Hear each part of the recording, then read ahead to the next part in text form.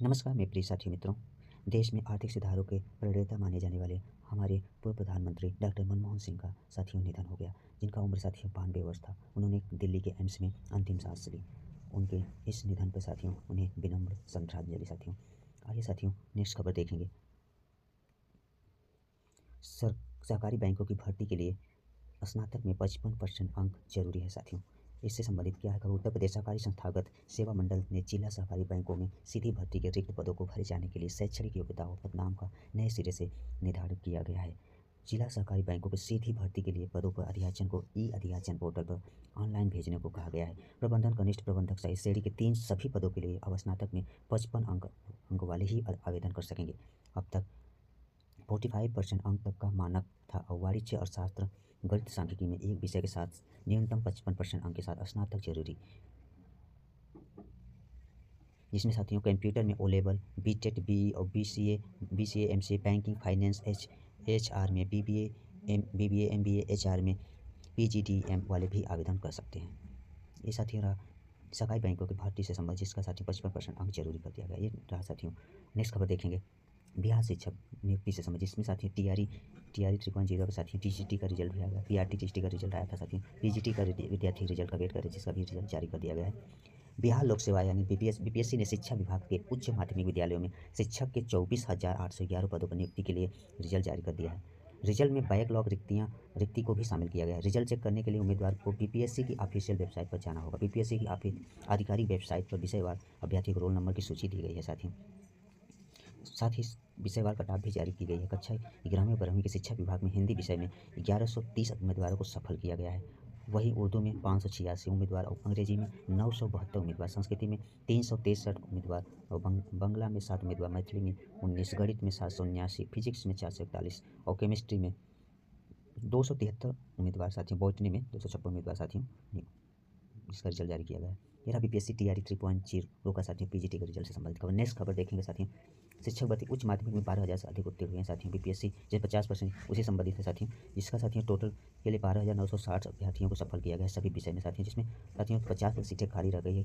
कई विषय में साथियों शिक्षक ही नहीं मिल पाए, जिसमें यहाँ विषय का नाम दिया गया है साथियों। बीपीएससी से संबंधित खबर है। नेक्स्ट खबर देखेंगे बीपीएससी हंगामे से संबंधित सब खबर साथियों। बीपीएससी 17वीं री एग्जाम से संबंधित विद्यार्थियों का प्रदर्शन है, जिसके साथ साथियों कल परसों साथियों जिसमें क्रूरता किया गया, विद्यार्थी के साथ बर्बरता किया गया, उन पर लाठीचार्ज किया गया, उनके मांग को मानी नहीं गई साथियों। विद्यार्थियों की बात सुनना चाहिए। यह आयोग का जो इस तरह का रुख अपनाता है साथियों विद्यार्थियों के खिलाफ, बहुत ही घोर निंदनीय है साथियों। विद्यार्थियों के साथ ऐसा नहीं हो चाहिए और विद्यार्थियों को इस पर विशेष ध्यान देना चाहिए था। यहाँ राजनीतिकरण नहीं होना चाहिए था। यहाँ कहीं कहीं विद्यार्थी के जो हुआ राजनीतिकरण हो गया है साथियों। यहाँ दिया है साथियों नेहरू पथ पर मंगलवार की दोपहर जो बीपीएससी अभ्यर्थी पर लाठीचार्ज के बाद सचिवालय थाने की पुलिस ने रोहित प्रियदर्शी नाम के एक शिक्षक सह अभ्यर्थी को गिरफ्तार कर लिया है। पुलिस का आरोप है कि रोहित अन्य अभ्यर्थी को भड़काने उनके साथ हंगामा सड़क जाम करने में शामिल है। गर्दनी बांध जो विद्यार्थी शांतिपूर्ण प्रदर्शन कर रहे थे फिर भी लाठीचार्ज किया गया, जिसका भी घोर निंदा भी किया जाता है साथियों। ऐसा बिल्कुल नहीं होना चाहिए साथियों। फिलहाल विद्यार्थियों का संघर्ष तो जारी रहेगा साथियों। बहुत सारे देखिए कोचिंग संचालक पदार्थ पर आए हैं साथियों और हमारी नहीं सुन रहे हैं।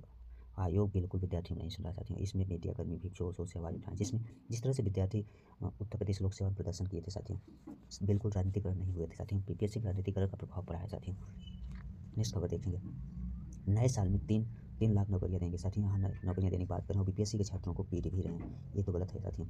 खुद सीएम को संज्ञान लेकर एक्शन लेना चाहिए। मुख्यमंत्री नीतीश कुमार ने ऐलान किया है कि नए साल में 3 लाख लोगों को सरकारी नौकरी दी जाएगी, साथ ही 10 लाख रोजगार मुहैया कराया जाएगा। उन्होंने कहा कि हम लोगों ने 10 लाख लोगों को सरकारी नौकरी देने के लक्ष्य को बढ़ाकर 12 लाख किया है। 9 लाख को सरकारी नौकरी दे दी गई है। वही 34 लाख के लक्ष्य के विरुद्ध अब तक 34 लाख लोगों को रोजगार मुहैया करा दिया गया। मुख्यमंत्री गोरखपुर प्रगति मैदान में सब साथियों उन्होंने कहा है, जिसमें साथियों आने वाली वैकेंसी आप टीजीटी को देख सकते हैं, जिसे टीजीटी पीजीटी भी रहेगा, पीआरटी भी रहेगा, बीपीएससी टीआरई 4 साथियों आप लोगों को देखने मिल सकता है। उससे पहले आप लोगों साथियों ये बिहार या स्टेट या बीटेट और बीटेट भी कराने की पॉसिबिलिटी अधिक है साथियों। नेक्स्ट खबर देखेंगे। सिपाही भर्ती परीक्षा कराने वाली कंपनी के संचालक से पूछताछ हुआ है। पेपर लीक के मामले में कई सवालों के संतोषजनक जवाब नहीं दे सके एजुटेस्ट के विनीत आर्या। सिपाही भर्ती की लिखित परीक्षा के वाले गुजरात के एजुटेस्ट सॉल्यूशंस प्राइवेट लिमिटेड कंपनी के संचालक विनीत आर्या ने ईडी ने मंगलवार करीब 8 घंटे तक गहन पूछताछ की है, जिसे सूत्रों को माने तो विनीत आर्या और पेपर लीक होने की वजहों के बारे में पूछे गए सवालों को संतोषजनक जवाब नहीं दे सके। उन्होंने कंपनी द्वारा लापरवाही बरते जाने के आरोपों को भी सिरे से खारिज कर दिया है। ईडी जनवरी के दूसरे सप्ताह में दोबारा तलब करके पूछताछ करने की तैयारी में है। दरअसल फरवरी में आयोजित हुई थी जिससे सिपाही भर्ती, जिसका पेपर एग्जाम भी होगा। इस समय साथियों डीवी चल रहा है साथियों। जिसमें ईडी ने तमाम आरोपियों से पूछताछ के बाद एजुटेस्ट कंपनी के संचालक विनीत आर्या को नोटिस जारी किया था, जिसमें मंगलवार को अधिकारियों के सामने पेश होने के बाद उसने पेपर लीक होने की वजह के बारे में पूछा गया तो वो गोलमोल जवाब देने लगा।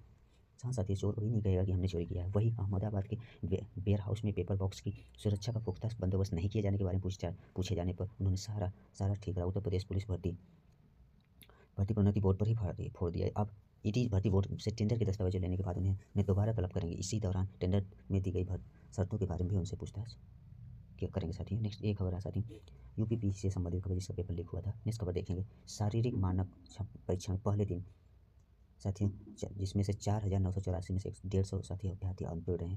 सभी जिलों में हुआ आयोजन, सब अभ्यर्थी रहे अनुपस्थित भी सब रहे साथियों, किसी कारणवश से अनुपस्थित रहे उनके साथियों। सिपाही नागरिक पुलिस के 60,244 पदों पर सीधी भर्ती की लिखित परीक्षा के बाद जारी कट-ऑफ सूची में चयनित अभ्यर्थी दस्तावेज की जांच शारीरिक मानक बृहस्पतिवार से शुरू है। इससे पहले दिन लखनऊ समेत सभी 75 जिलों की पुलिस लाइन में 4,984 अभ्यर्थी बुलाए गए। इनमें से करीब 150 अभ्यर्थी अनुत्तीर्ण हो गए, वहीं करीब 100 अभ्यर्थी अनुपस्थित रहे। उत्तर प्रदेश पुलिस भर्ती प्रोन्नति बोर्ड के अध्यक्ष राजीव कृष्ण ने बताया कि सभी जिलों में गठित बोर्ड द्वारा शारीरिक मानक परीक्षा और दस्तावेज की जांच के दौरान सेंधामारी का कोई मामला सामने नहीं आया है। बता दें कि बीते अगस्त में आयोजित सिपाही भर्ती की लिखित परीक्षा के बाद कट-ऑफ सूची में चयनित करीब 1,74,316 अभ्यर्थियों को शारीरिक मानक परीक्षा दस्तावेज के सत्यापन के लिए चरणबद्ध तरीके से बुलाया गया है। इसमें से उत्तीर्ण परीक्षार्थियों को जनवरी के तीसरे सप्ताह में जो है साथियों इनका दौर होगा। शारीरिक दक्षता परीक्षा के लिए बुलाया जाएगा। इसमें संबंधित महत्वपूर्ण सूचना भी बोर्ड पर जारी की जाएगी। बोर्ड के मुताबिक अभ्यर्थियों के अंकों के वितरण भर्ती प्रक्रिया संपन्न होने के बाद प्रकाशित किया जाएगा।